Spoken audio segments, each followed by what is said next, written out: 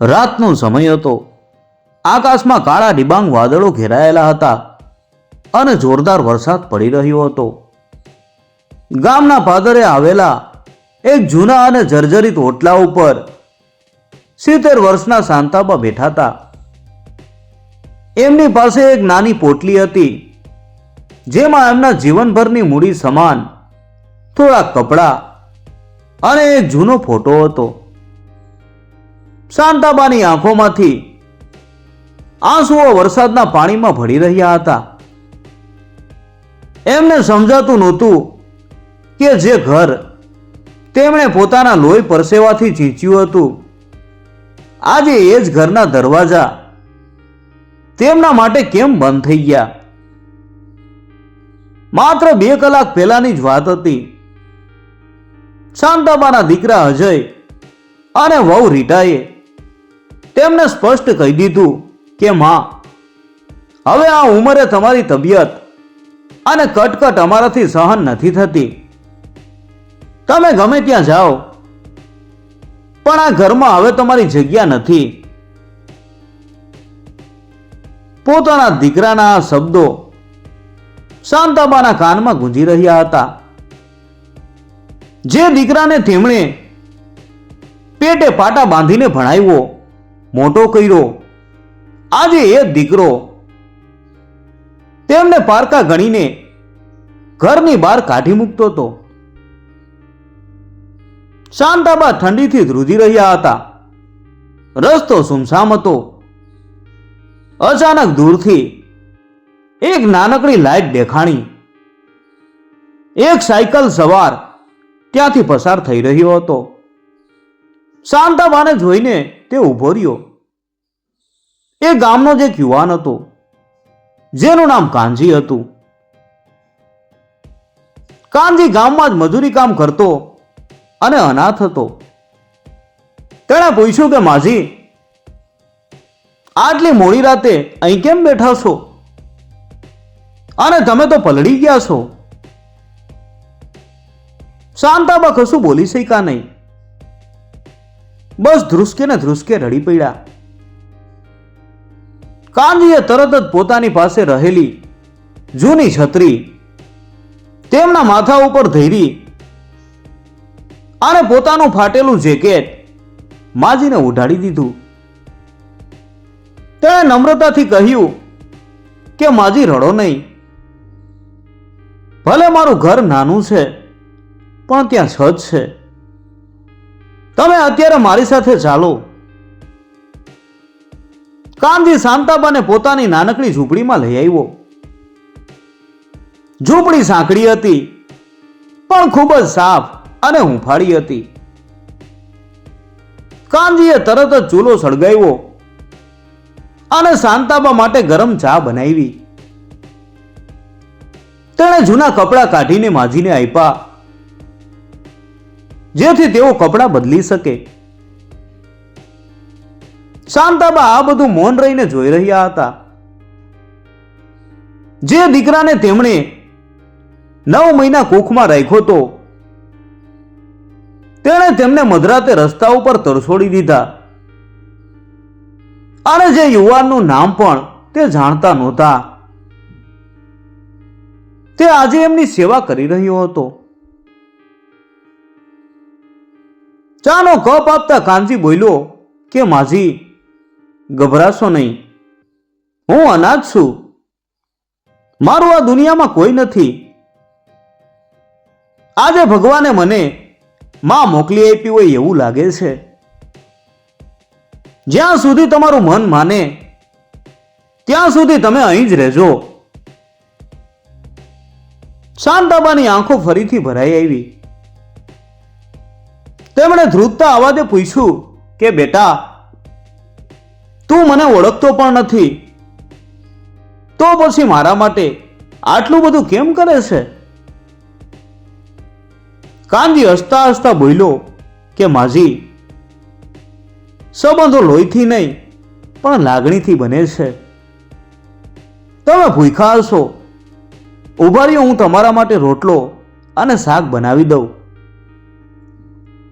કાનજીએ અડધી રાતે માજીને રાંધીને પ્રેમથી જમાડ્યા. શાંતાબાને એ રાત્રે લાગ્યું કે કદાચ ઈશ્વરે એક દીકરો છીનવી લીધો તો સામે બીજો દીકરો મોકલી આપ્યો છે. બીજી તરફ મોટા બંગલામાં અજય અને રીટા શાંતિથી સૂઈ ગયા હતા. એમને જરાય પસ્તાવો નહોતો કે એમની વૃદ્ધ માતા ક્યાં હશે. પણ કહેવાય છે ને કે નસીબના ખેલ ન્યારા હોય છે. બીજા દિવસે સવારે જ અજયના જીવનમાં એક એવો વળાંક આવ્યો જેણે એની દુનિયા હલાવી નાખી. અજયની ઓફિસમાંથી ફોન આવ્યો કે તેના ઉપર લાખો રૂપિયાના ગેરરીતિના આરોપ લાગ્યા છે અને પોલીસે તેની ધરપકડ કરવાની તૈયારી કરી લીધી છે. જે ઘર માટે તેણે માતાને કાઢી મૂકી હતી, આજે એ જ ઘર અને મિલકત જોખમમાં હતી. અજયની ધરપકડના સમાચાર વાયુ વેગે આખા ગામમાં ફેલાઈ ગયા. ગેરરીતિના કેસમાં વકીલને આપવા માટે અજયને તાત્કાલિક મોટી રકમની જરૂર પડી. જે પત્ની માટે તેણે માતાને ઘર બહાર કાઢી હતી એ જ રીટાએ મુસીબત આવતા જ પોતાનો અસલી ચહેરો બતાવ્યો. તેણે પોતાના દાગીના અને રોકડ રકમ સંતાડી દીધી અને અજયને સાથ આપવાના બદલે પિયર ભાગી જવાની તૈયારી કરી લીધી. અજય આજે એકલો પડી ગયો હતો. જેને તેણે પોતાના માયનાતા એ જ તેને મતદરીએ છોડીને જઈ રહ્યા હતા. બીજી તરફ કાનજીના ઘરે શાંતાબાના દિવસો સુખમાં વીતી રહ્યા હતા. કાનજી આખો દિવસ મજૂરી કરતો અને સાંજે શાંતાબા માટે ફળ કે મીઠાઈઓ લાવતો. શાંતાબા પણ કાનજીના ઘરને પોતાનું ઘર સમજીને સાચવતી. અચાનક ગામના કોઈ વ્યક્તિએ આવીને શાંતાબેનને સમાચાર આપ્યા કે માજી,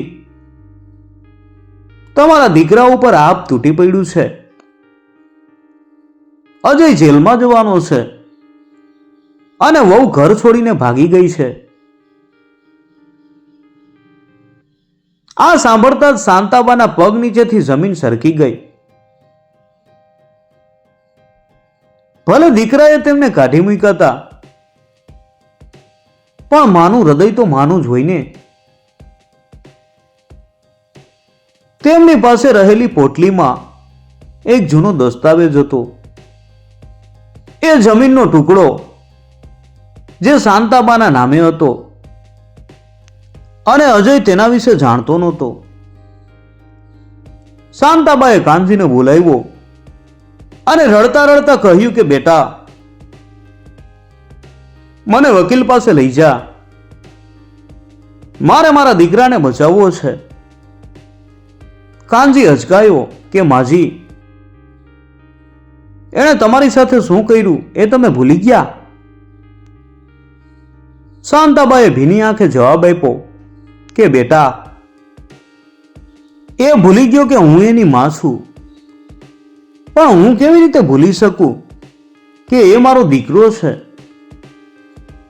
પોતાના જ્યારે ભૂલ કરે ત્યારે પારકા બનીને તેને તરછોડી ન દેવાય, પણ સાચો રસ્તો બતાવવો પડે. કાનજીની આંખોમાં પણ આંસુ આવી ગયા.